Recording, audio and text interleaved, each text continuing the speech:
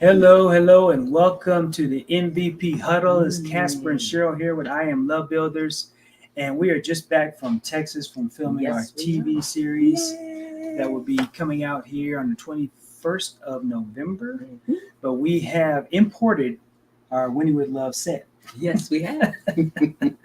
So we have, by electronic means, brought our set back to Colorado. All right, so we're going to get into some training, but before we do that, I want to share a couple quick slides with you regarding some things. So we have Winning with Love premiere is going to be on the 21st of October on November. Yeah, that's what I said, November. Sure you did. On Zandra TV. If you have not heard of Zandra TV, go to your Roku, Apple, or Amazon device and do a search for Zandra, Zondra TV, and download it. We are looking for beta testers for our new relationship game. Yes. That is, it's available, but we want to do some beta testing to make sure everything is good before we do any mass producing. We have two micro network, Kingdom Network and Love Builder TV Network, and we'd love to talk to you about getting on those networks with us. We have a Most Valuable Partner Podcast Network on Facebook. It's a Facebook group. We do 15-minute interviews to help promote your business or your podcast. We wrote a book called Divorce Proofing Your Marriage. It is out on Amazon and hit the hot new release list on Amazon. And I am finishing up my book called Mastering Adam. It will be available here soon. And we have a Most Valuable Partner club call that we do twice a month. This is the Huddle portion of that, and we have at the top of the hour, we'll have a partner club call that's exclusive. All right, we've got a really good topic to talk about, and we need to get right into it, which is unity in marriage. That's right. Yes, and you would think that people would want to be unified in their marriage. Well, yeah. It does help. It helps to be unified in your marriage. But we know couples who are not unified. That's why this is an important topic. Yes, it is. Yeah. Mm-hmm. All right. So the first thing you need to talk about is unity in marriage is essential for you to have a healthy relationship. I agree. Okay. So, and I always go back to the beginning. This is information that if you are already married, you can always start where you are, give yourself a clean slate and start where you are. Okay. However, it's always my passion is for before you get married, there's some things you need to be considering. Yeah. And that is, are you and this potential spouse unified? Are you on the same page? Are you unified before marriage? Yes, I'm talking before. I mean, when you're dating and you maybe you get engaged and you think this is the person that you can be married to and do life with. Are you unified in doing life? Because we do know couples who are married and they are not unified in trying to do marriage. And there were probably plenty of red flags before they got married, but they were too googly-eyed and stuff, and they weren't really focused on, focused on the fact they were not unified. Right. We call it seek a good match. That's right. Right. So maybe they are differ politically. Maybe they differ.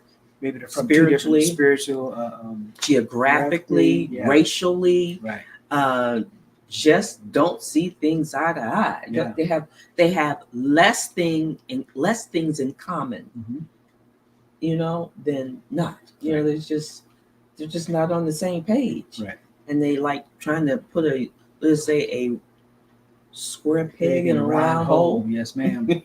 That's exactly what it is. Hey, before you go to the next thing, somebody mentioned that their son and daughter may be interested in the beta test. So if you're interested in the beta test, go to our website, iamlovebuilders.com, iamlovebuilders.com/game, iamlovebuilders.com/game, and you can sign up to be a beta tester. I forgot to mention that earlier. Oh, right. Very good.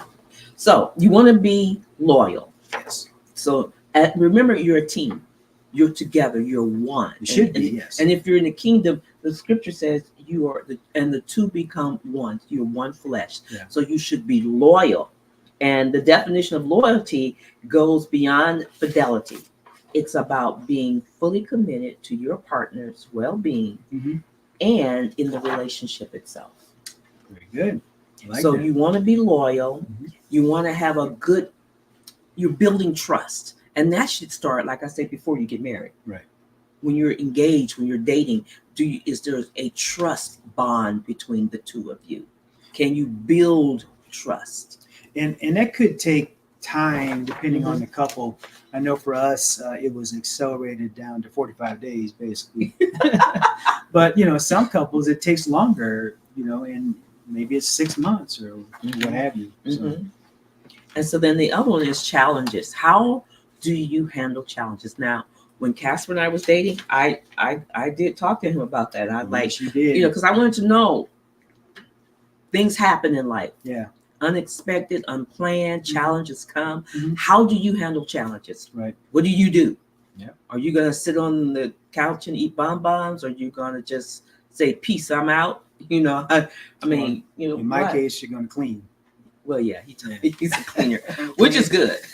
So you want to have some loyalty is a big one. All right. And then the next one is listen. And we talked about this in one of our other episodes about active listening, Mhm. not just the yes, dear, Mhm. okay, dear, whatever you say, dear. Yeah, or the you're not even listening. You just wait for Right. them to stop talking Right. so you can get your point in. Right. Yeah. You don't even do any eye contact. Right. You keep doing what you're doing. Yeah. Mhm. Right. So active listening, you are really engaged in the conversation. Yeah. And sometimes that involves paraphrasing back to them to make sure that you are actively listening to what they're saying, Right. not just preparing for your rebuttal. Right. So you should be actively listening and say, okay, let me see if I get this straight. So we're going to the in-laws' house over the weekend, and we're supposed to bring whatever. Right. Okay. So now you're showing that you actually heard what they said, and you are engaged.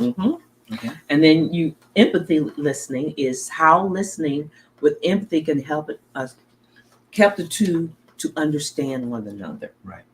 And Yeah. so, Yeah. Because sometimes like if there's something going on at your spouse's job, right. You're not there, but you can empathize with their situation. Absolutely. Maybe dealing with a difficult coworker or a difficult boss or something Right. like that.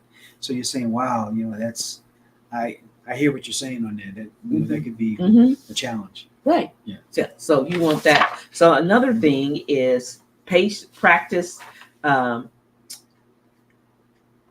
tips for improving listening skills within a marriage, which is something that we teach. The big one, number 3, is communication, which is something else we always talk about, is communication. And there's open communication, there's different types of communication, and then there's conflict resolution in communication. And so you need to be able to communicate and communicate well. And again, I say, if you can't have a good, solid conversation with this person before you marry them, chances are you're probably not going to have one after you marry them and have 3 kids, 2 dogs, a car note, a mortgage. And it's fascinating because depending on where you grew up and all these different variations and stuff, you may not know how to communicate with that person. Right. Or maybe you were in a home to where everything was loud. Everybody was talking loud and kind of not really mad at each other, but that's just, they're very demonstrative. They're moving their hands. Right. They have a elevated voice, but that's not anger in their house. Right. That's just how they communicate. Exactly. And you come from a very quiet, everybody's calm and peaceful. So then when you try to communicate with that person, your spouse, and they're yelling and you're trying to be calm, it's just, you thinking, why are you yelling at me? Right. And they're like, I'm not yelling at you. He's like, but yes, you are yelling at me. No, I'm not. Yeah.